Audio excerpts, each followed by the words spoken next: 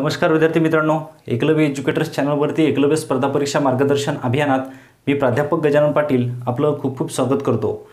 मित्रांनो, ह्या अभियानामध्ये आपण जे भारतीय राज्यघटना हा विषय डिस्कस करत आहोत, त्यामध्ये आपण संसदीय शासन व्यवस्था हा जो टॉपिक पाहत आहोत, त्यापैकी लास्ट लेक्चरमध्ये आपण एक नवीन चॅप्टर सुरू केलेला होता, तो म्हणजे संसदीय संकल्पना।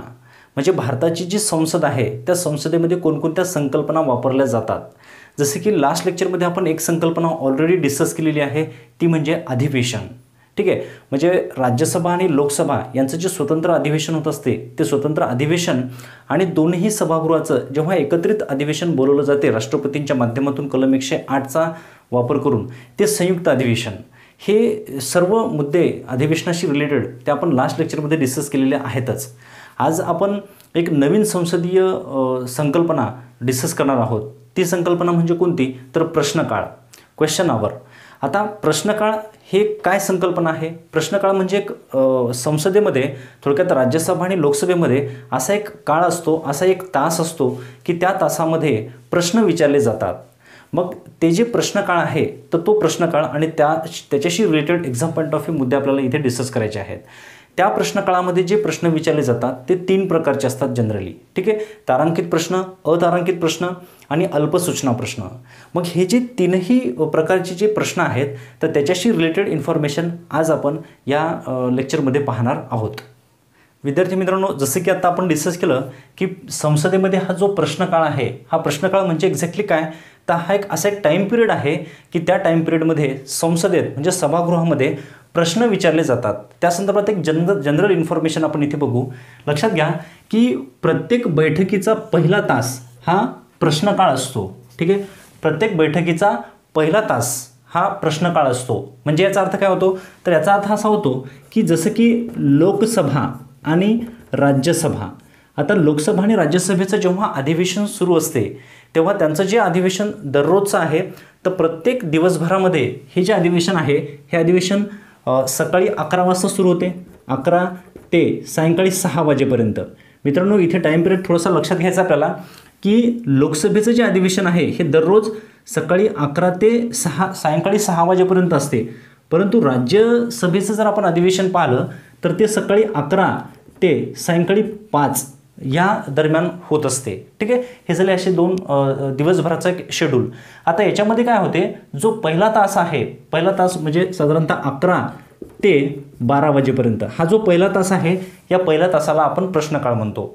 आता जनरली लोकसभा आणि राज्यसभा दोन्ही सभागृहामध्ये 11 ते 12 हा पहिला तास प्रश्नकाळ असायचा, परंतु सध्याच्या परिस्थितीमध्ये असं झालं की 2014ला काही दुरुस्ती केली आणि राज्यसभा जी आहे, तर राज्यसभेमध्ये प्रश्नकाळ हा 12 ते 1 या दरम्यान असतो। म्हणजे थोडक्यात आपण असं म्हणू की पहिला जो तास आहे राज्यसभेमध्ये, पहिला तास हा प्रश्नकाळ नसून, सध्याच्या परिस्थितीत पहिला तास हा प्रश्नकाळ नसून 0 प्रहर हे आधी घेतलं जाते राज्यसभेमध्ये आणि नंतर प्रश्नकाळ होतो, परंतु लोकसभेमध्ये आधी प्रश्नकाळ घेतला जातो आणि त्यानंतर 0 प्रहर सुरू होते प्रश्नकाळ संपल्यानंतर।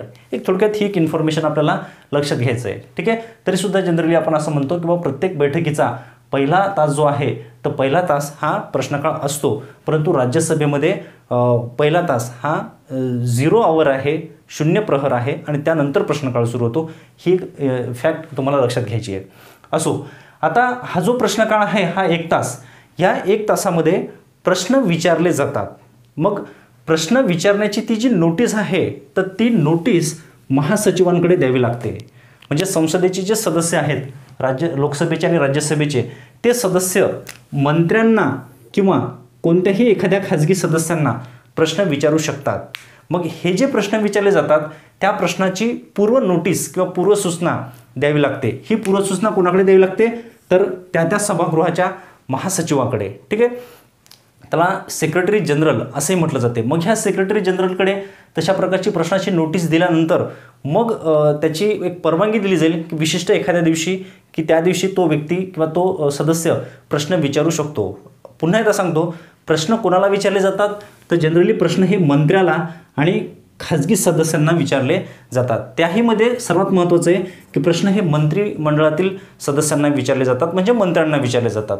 कारण की मंत्रिमंडळाचे जे सदस्य आहेत त्यांच्याकडे एक विशिष्ट एक खातं दिलेलं असते आणि त्या खात्यासंदर्भात किंवा जे काही त्यांच्यावर काम सोपवलेलं आहे त्या कामासंदर्भात, त्या खात्यासंदर्भात काय प्रोग्रेस आहे किंवा काय इन्फॉर्मेशन जे आहे ती इन्फॉर्मेशन आपण त्यांना विचारू शकतो। म्हणजे संसदेचे सदस्य मंत्र्यांना प्रश्न विचारू शकतात।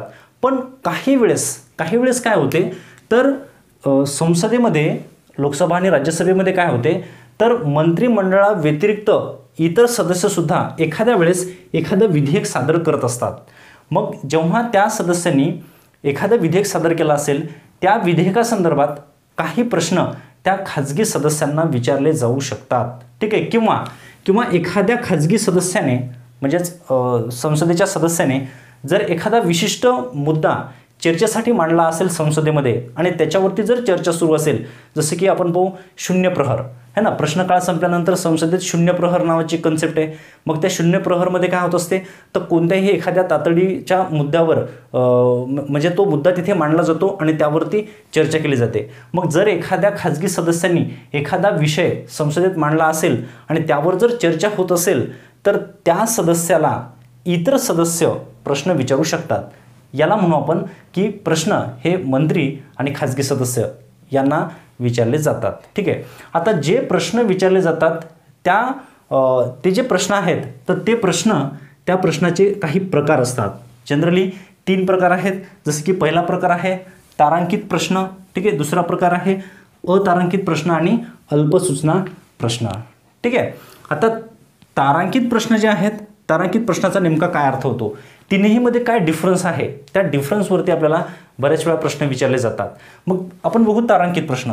आता तारांकित प्रश्न याच्याशी रिलेटेड काय इन्फॉर्मेशन आहे, जसं की जे तारांकित प्रश्न आहेत त्या तारांकित प्रश्नाचं जे उत्तर आहे ते उत्तर तोंडी स्वरूपात दिलं जाते, ठीक आहे मित्रांनो। प्रश्न हे लोकसभेत विचारलेले असोत अथवा राज्यसभेत असोत, ठीक आहे, 3 प्रकार त्याचे होतातच, बरोबर आहे। आणि जर समजा एखादा प्रश्न विचारला तो तारांकित प्रश्न असेल, तशी नोटीस महासचिवाकडे दिली तर तो जो तारांकित प्रश्न आहे त्या तारांकित प्रश्नाचं उत्तर तो मंत्री किंवा तो खाजगी सदस्य तोंडी स्वरूपात त्याचं उत्तर देत असतात, बरोबर आहे।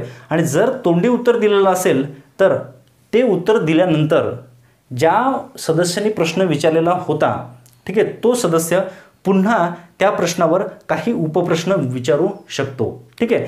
समजा एखाद्या संसदेच्या सदस्यांनी मंत्रिमंडळातील एखाद्या सदस्याला विशिष्ट प्रश्न विचारला आणि त्या प्रश्नाचं उत्तर जेव्हा संसदेत दिलं जाईल त्या उत्तरातून जर आणखी एखादा प्रश्न निर्माण होत असेल तर असा एखादा उपप्रश्न तो सदस्य पुन्हा विचारू शकतो, म्हणजे उपप्रश्न विचारता येतो, ठीक आहे। आणि हे जे तारांकित प्रश्न आहेत हे तारांकित प्रश्न किमान 15 दिवस आधी विचारावे लागतात किंवा 15 दिवस आधी पूर्वसूचना द्यावी लागते। जसं मी म्हटलं तुम्हाला की महासचिवाकडे नोटीस दिली जाते ती किती दिवसापूर्वी तर 15 दिवसापूर्वी, ठीक आहे। आणि तारांकित प्रश्न जे लेखी विचारले जातात ते लेखी विचारत असताना ते हिरव्या रंगाच्या पेपरवरती लिहिले जातात, ठीक आहे। ग्रीन लेबल असे त्याला बऱ्याच वेळा म्हटलं जाते, ठीक आहे, की हिरव्या रंगाच्या पेपरवर तारांकित प्रश्न लिहावे लागतात आणि तसे प्रश्न त्या पेपरवरती लिहून मग ते महासचिवाकडे द्यावे लागतात किती दिवसापूर्वी तर 15 दिवसापूर्वी। हे झालं मित्रांनो तारांकित प्रश्न।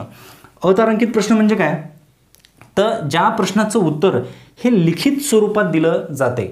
म्हणजे काही प्रश्न असे असतात की ते तोंडी स्वरूपात सांगणं हे पॉसिबल होत नाही। म्हणजे जसं की समजा CSO हे डिपार्टमेंट आहे, मग CSOच्या आकडेवारी संदर्भात जर काही प्रश्न विचारले गेले तर ते तोंडी सांगणं पॉसिबल होत नाही संसदेमध्ये। म्हणून मग काय केलं जाते तर तिथे लेखी डॉक्युमेंटवर ते जे उत्तर आहेत ते लेखी दिले जातात। ज्या सदस्यांनी प्रश्न विचारला त्यांना लेखी उत्तरं दिली जातात। म्हणून मग जे उत्तरं लेखी स्वरूपात दिले जातात, लिखित उत्तरे दिली जातात त्या प्रश्नांना आपण म्हणतो अतारांकित प्रश्न, ठीक आहे। आता अतारांकित प्रश्न विचारल्यानंतर त्याचा त्या उपप्रश्न विचारता येतो का तर नाही, ठीक आहे, कारण की हे लिखित स्वरूपाचे आहेत। त्यामुळे लिखित स्वरूपात उत्तर दिल्यानंतर त्याला पुन्हा उपप्रश्न विचारण्याचा प्रश्नच इथे उद्भवत नाही, म्हणून इथे उपप्रश्न विचारता येत नाही। जसं तारांकित प्रश्न हे 15 दिवस आधी नोटीस देऊन विचारावे लागतात, तसंच इथे सुद्धा 15 दिवस पूर्वी नोटीस द्यावी लागते महासचिवाकडे, ठीक आहे। त्याच्यानंतर अतारांकित प्रश्न हे कोणत्या पेपरवरती लिहिले जातात तर पांढऱ्या रंगाच्या, ठीक आहे, व्हाईट लेबल, किंवा व्हाईट पेपर, ठीक आहे, व्हाईट पेपरवरती हे प्रश्न लिहावे लागतात, त्याला म्हणू आपण अतारांकित प्रश्न. एक्झॅक्टली. आता पुढचा जो प्रकार आहे शेवटचा त्याला म्हणतो आपण अल्पसूचना प्रश्न. आता हे जे अल्पसूचना प्रश्न आहेत याला अल्पसूचना प्रश्न का म्हटलं आपण, तर मित्रांनो जेव्हा एखादा तातडीचा विषय असेल किंवा एखादा असा कोणताही सार्वजनिक इश्यू की जो अतिशय तातडीचा आहे, इमर्जन्सी आहे, आणि तो इश्यू जर आपल्याला संसदेत जर मांडायचा असेल, त्याच्यावर जर काही चर्चा करायची असेल किंवा ठीक आहे, किंवा तशा तातडीच्या सार्वजनिक हितासंदर्भात जर काही प्रश्न विचारायचा असेल, तर असा प्रश्न विचारण्यासाठी 10 दिवसापेक्षाही कमी दिवसाची म्हणजे पूर्वसूचना द्यावी लागते. ठीक आहे. जनरली तारांकित आणि अतारांकित जर प्रश्न विचारायचा असेल तर 15 दिवस आधी नोटीस द्यावी लागते, परंतु अल्पसूचना प्रश्न असे आहेत की 10 दिवसापेक्षाही कमी कालावधीत सूचना देऊन प्रश्न विचारता येऊ शकतो, म्हणून त्याला अल्पसूचना प्रश्न असं म्हटलेलं आहे. मग अल्पसूचना प्रश्न विचारल्यानंतर त्याचं उत्तर हे तोंडी द्यावे लागते की लेखी, तर त्याचं उत्तर आहे तोंडी. ठीक आहे, तोंडी उत्तर दिलं जाते. आणि जेव्हा कोणत्याही प्रश्नाचं उत्तर हे तोंडी दिलं जाते तेव्हा त्याला उपप्रश्न विचारता येतो.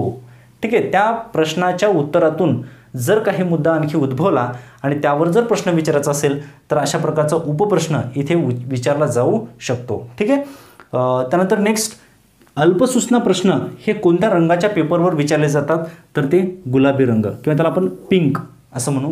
ठीक आहे, पिंक कलरचा पेपर असतो, त्या पेपरवरती हा अल्पसूचना प्रश्न जो आहे तो विचारला जातो.